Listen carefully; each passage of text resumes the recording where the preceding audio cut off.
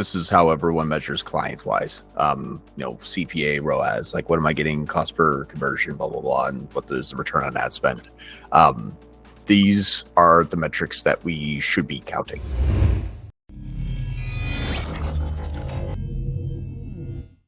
Typically, this is how everyone measures clients wise. CPA, ROAS, like what am I getting cost per conversion, blah, blah, blah, and what is the return on ad spend.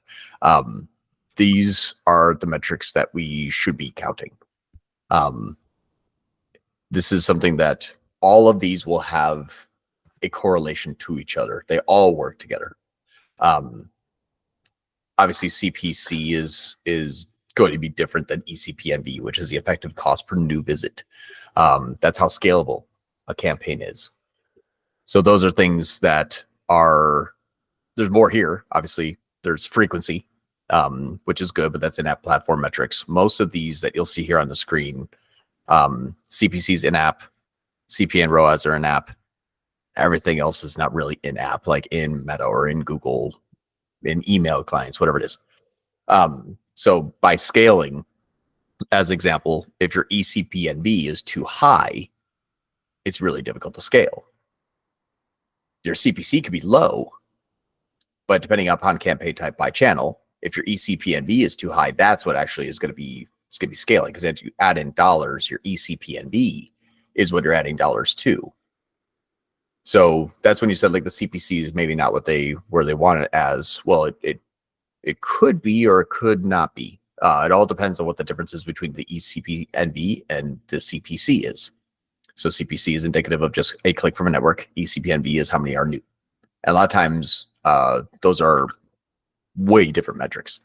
So that's one of the things that I'm going to be, giving that speech about. But that's also something that, to give you, I'll just do this last 7 days, for example, on Facebook, their CPCs are like in the, I think, like the $3 range, like $2.90 to $3 range, but it actually is costing them $5 for every new visit.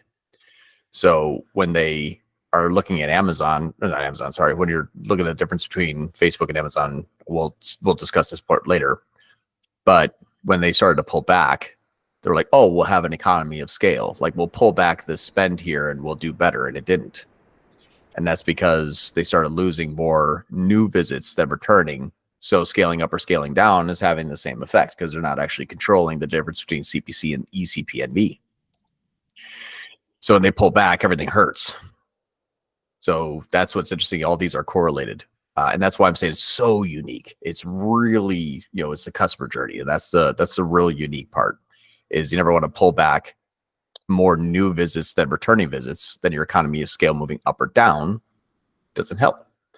So this is a really complicated scenario because it is massive and has millions of users like a month. But that's just like the thing where we really have to kind of go one by one to make sure that if we're going to scale up, we don't use the current performance in app, because that is a snapshot in time. That's one, maybe fifth of the user journey. So that's how we want to make sure we kind of think about this traffic is if it's scalable, why isn't it scalable? The other part, actually, what's funny is in that same presentation, this part here, this is just something that's good for everyone. The glass ceiling of diminishing profitable returns misinterpreted by ROAS. The red line is where you hit a point of diminishing returns. And so Google, people usually overspend on Google. We overspend on Google because we're a Google agency.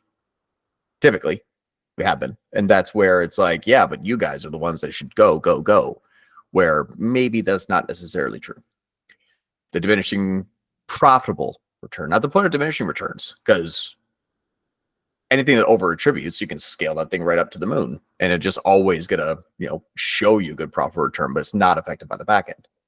Meta is typically underutilized because it always has like a 1.5 return because it's always started the customer journey. And then Google's always overspent because it's always like the last 30% of the customer journey that we can attribute, which means that it's always going to look good.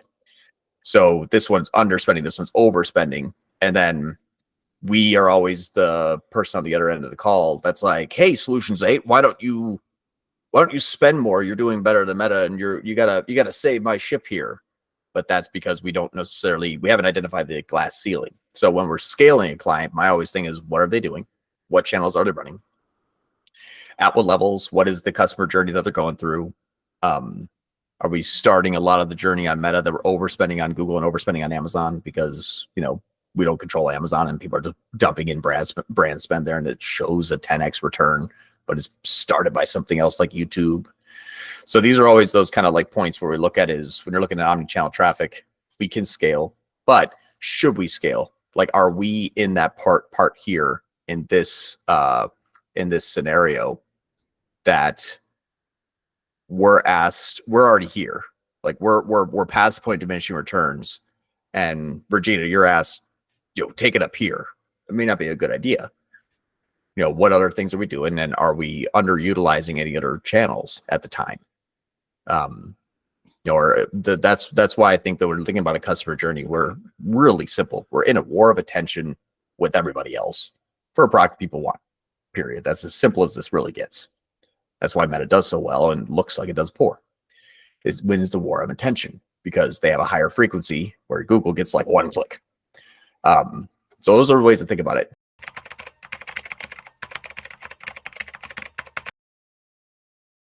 Yeah, so John, our biggest struggle in this account is that we haven't been able to convert on cold terms, and we've had this client for probably 2 years now. It's been a real struggle. It just really converts on brand. So we've had a really, really terrible traction on top of funnel terms.